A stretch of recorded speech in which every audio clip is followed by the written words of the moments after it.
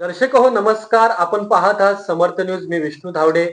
सर्व जिल्हा परिषद आणि पंचायत समिती रणसंग्राम 2026 या विशेष कार्यक्रमात आज आपण आलो आहोत मालवण तालुक्यातील वायरी भूतनाथ येथे आणि याच पंचायत समिती मतदारसंघातून पास्कोल रॉड्रिक्स हे निवडणूक लढवत आहेत.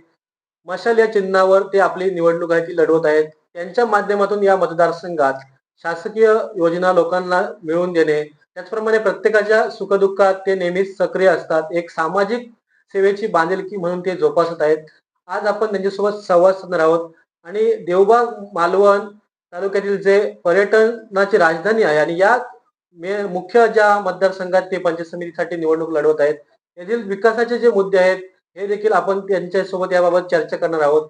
त्याचप्रमाणे या मतदारसंघात वायरी भूतनाथ या पंचायत समिती मतदारसंघात 3 ग्रामपंचायती येतात.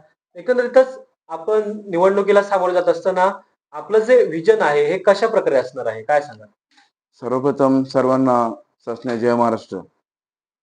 आपल्या महाराष्ट्र राज्याचे उपमुख्यमंत्री आदरणीय अजितदादा पवार यांचं निधन झालं. मी त्यांच्या आत्म्याला शांती लाभो आणि त्यांना माझ्याकडून आणि माझ्या परिवाराकडून भावपूर्ण श्रद्धांजली अर्पण करतो. तर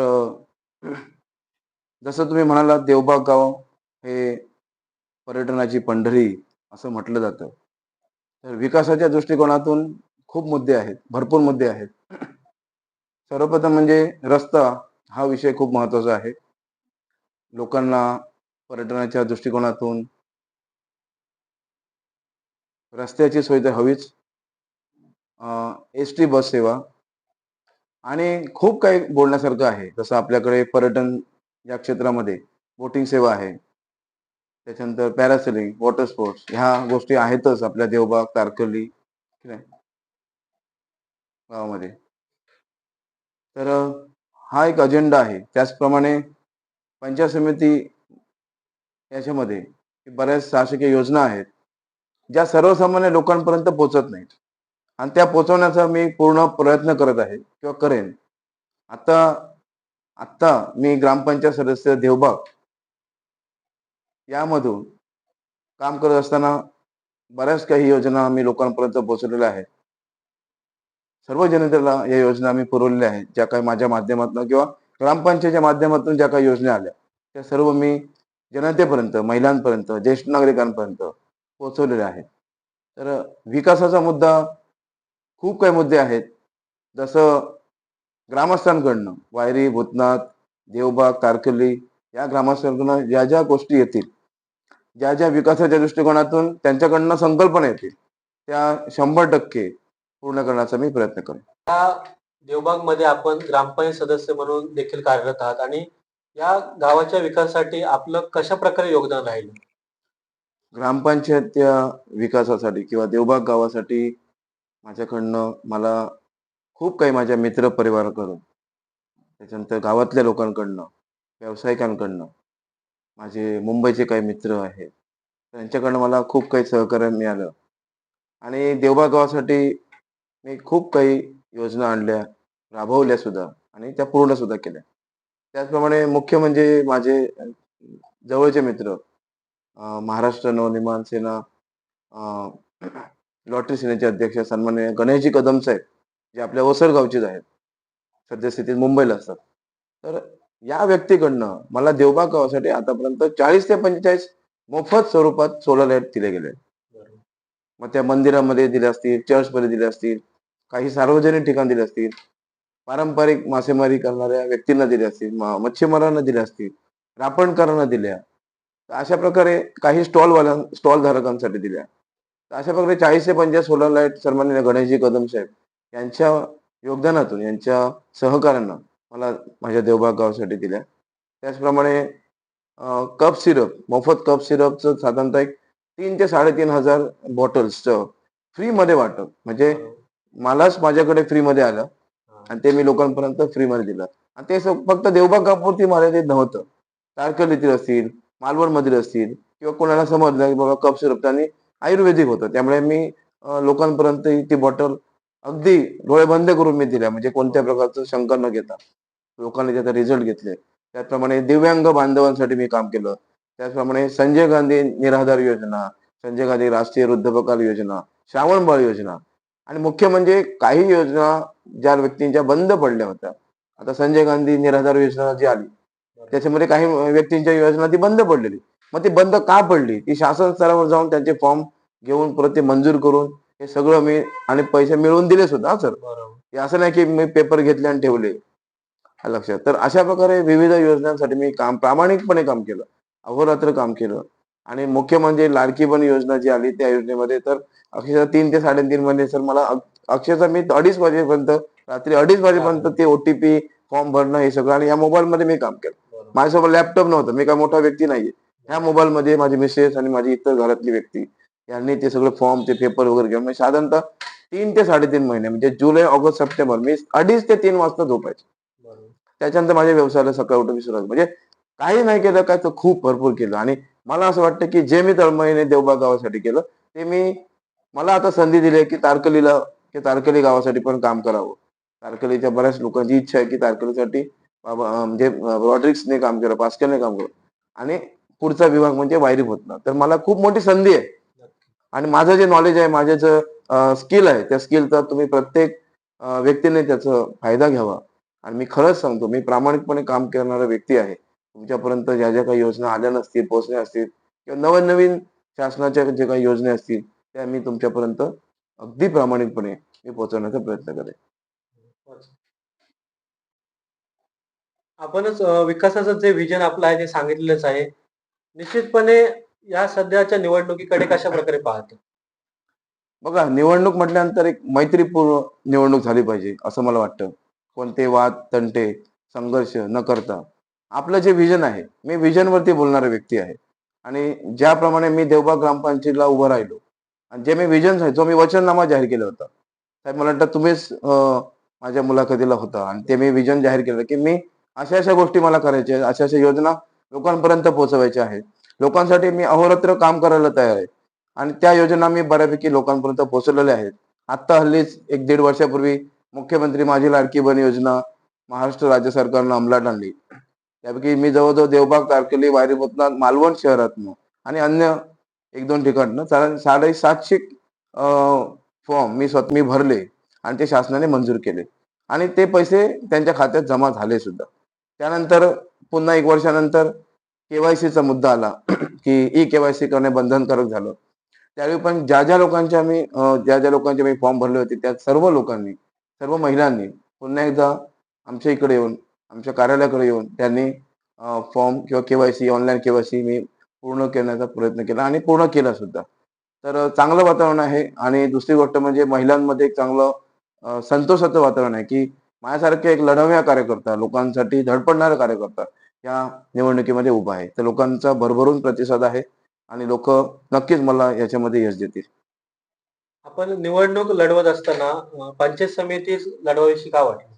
बघा, कसं असतं, की माणसाने नेहमी अग्रेसर राहावं. आता असं नाही, की मी देवबाग गाव सोडून कुठे दुसरीकडे चाललोय. तर या मतदारसंघामध्ये वायरी भूतनाथ ग्रामपंचायत, तारकली ग्रामपंचायत आणि देवबाग ग्रामपंचायत. देवबाग गावावरती मला प्रेम आहे. मी गावाचा रहिवासी आहे. माझा जन्म इकडे झाला. तर तारकली गावामध्ये पण पण सदस्य आहेत, चांगल्या प्रकारे काम करतायत, सरपंच आहेत. पण मला असं वाटतं, की काही काही योजना असतील, त्या त्या लोकांपर्यंत पोहोचल्या नसतील किंवा प्रयत्न झाला नसेल. तर मला असं वाटतं, की तारकर्ली ग्रामांसाठी पण काम करावं.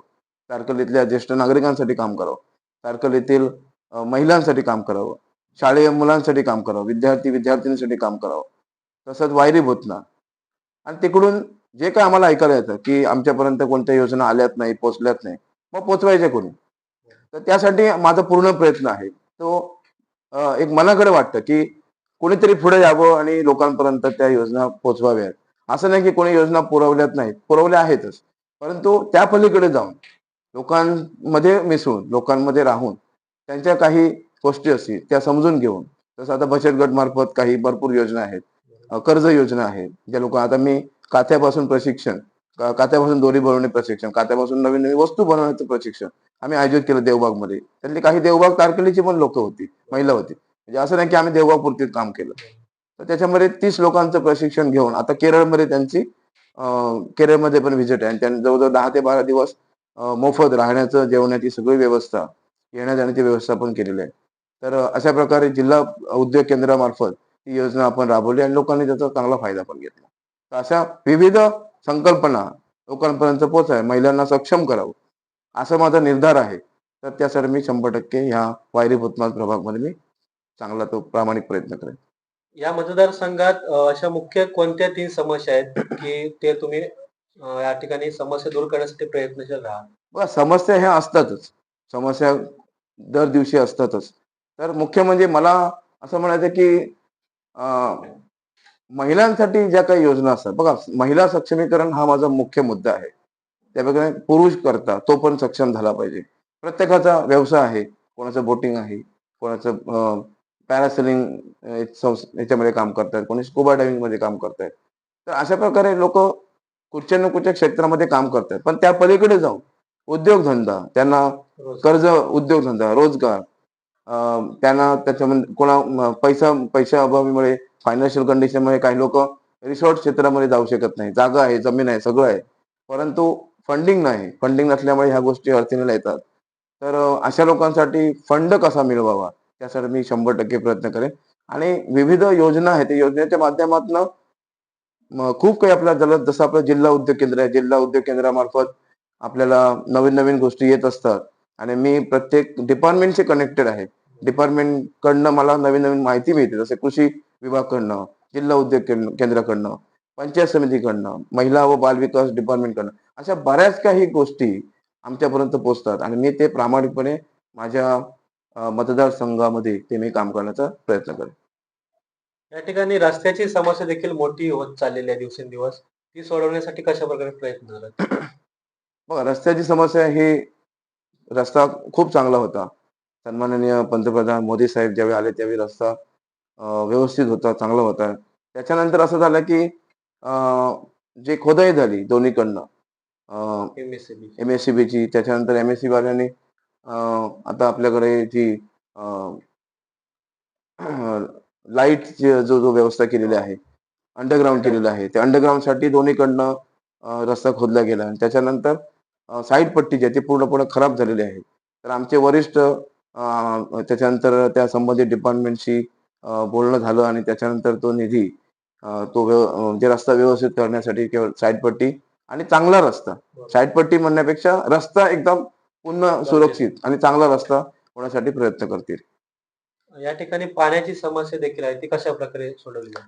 पाण्याची समस्या म्हणजे जलजीवन मिशन अंतर्गत आता देवबागमध्ये पूर्णपणे म्हणजे देवबाग, तारकर्ली, वायरी भूतनाथ, इव्हन सिंधुदुर्ग जिल्ह्यामध्ये बरोबर. बऱ्यापैकी आता ज्या गावात आम्ही जातो, व्हिजिट करतो, तिथं पण आम्ही पाहतो की तिथं जलजीवन मिशन अंतर्गत अ, ती जी संकल्पना आहे, प्रत्येक घरोघरी पाणी पोहोचण्याची वेळ आहे. फक्त काही गोष्टींमुळे, त्या त्रुटींमुळे ते राहिलं असेल, टेक्निकल कारणामुळे राहिलं असेल, तर बऱ्यापैकी पाण्याची समस्या मिटेल आणि चांगल्यात चांगलं पाणी ह्या आपल्या लोकांना, जनतेला मिळेल यासाठी आम्ही प्रयत्न करू.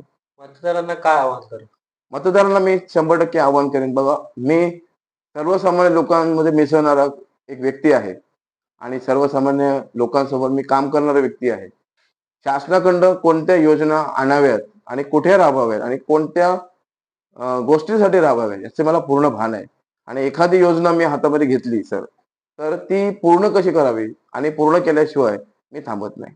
जसं मी म्हणालो, की लाडकी बहीण योजना ज्यावेळी लोकांपर्यंत आली, शासनाकडनं त्याचा जी-आर आला, त्यावेळी सर्वप्रथम मी देवबाग गावामध्ये मी साधारणतः तुम्हाला सांगतो, रात्रंदिवस 2, 2:30, 3 वाजेपर्यंत आम्ही ओ-टी-पी वगैरे हे घेऊन मागून ते केवायसी फॉर्म भरणं केलं आणि जवळजवळ 750 फॉर्म, व्हेरी गुड. 1 ते 2 फॉर्म भरताना किती प्रॉब्लेम होतात हो. आणि त्यावेळी नेटवर्कची तेवढ्या समस्या होत्या. पावसाचे दिवस होते. हो. मी साधारणतः मला आठवतं की मी छत्री घेऊन बीचवर जाऊन ते ओ-टी-पी घेऊन यायचो. वा.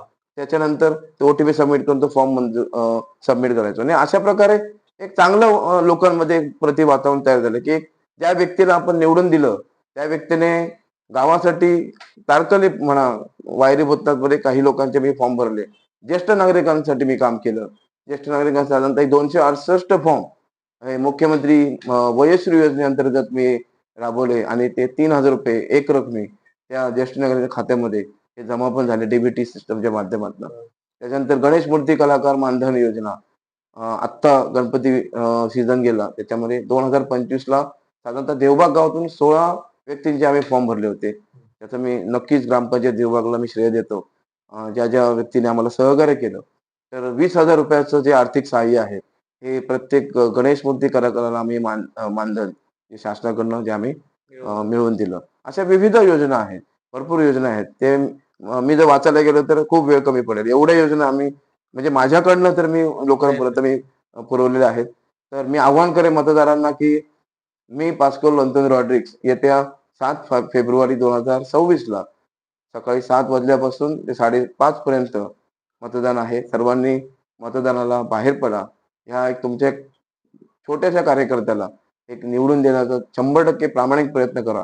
मी तुम्हाला वचन देतो, की ज्या गोष्टी तुमच्यापर्यंत पोहोचल्या नाहीत, त्या सर्व गोष्टी, त्या सर्व योजना अगदी प्रामाणिकपणे तुमच्यापर्यंत मी पोहोचवेन आणि माझ्यासोबत माझं चिन्ह हे उद्धव बाळासाहेब ठाकरे शिवसेना पक्षाकडनं मला मिळालं आणि मला तिकीट दिलं. मला एव्ही फॉर्म दिला. त्यासाठी मी साहेबांचं खूप मनःपूर्वक आदरित आहे आणि मी त्यांचा आभार व्यक्त करतो. त्याचप्रमाणे आपले तालुका प्रमुख सन्माननीय हरी खोबरेकर साहेब, माजी पंचायत समिती सदस्य आणि आमचे इतर पदाधिकारी, सहकारी आणि माजी आमदार सन्माननीय वैभवजी नाईक साहेब यांनी माझ्यावरती विश्वास ठेवून जी मला उमेदवारी दिली. त्यासाठी मी खरंच सर्वांचे मी आभार व्यक्त करतो आणि तुमचा विश्वास हा 100% सार्थ करेन याचं मी ग्वाही देतो आणि वचन देतो. त्याचप्रमाणे जिल्हा परिषद मतदारसंघातून आमच्या वायरी भूतनाथ प्रभागामध्ये आमच्या सोबत साक्षी भगवान लुडबे ताई ह्या पण मशाल ह्या चिन्हावरती निवडणूक लढवत आहेत. तर त्यांना सुद्धा तुम्ही भरघोस मताने निवडून द्यावं हीच तुमच्याकडे मी आशा आणि अपेक्षा व्यक्त करतो. धन्यवाद. जय महाराष्ट्र. निश्चितपणेच एक विकासाचं व्हिजन घेऊन पास्को रॉड्रिग्स हे या ठिकाणी निवडणुकीमध्ये सामोरे जात आहेत आणि त्याने आपला जो विकासाचा अजेंडा आहे तो आपल्या चॅनलच्या माध्यमातून मांडलेला आहे. विष्णू धावडे, समर्थ न्यूज, मालवण. समर्थ न्यूज चॅनल यूट्यूबवर सबस्क्राईब करा व बेल आयकॉनवर क्लिक करा आणि रहा अपडेट.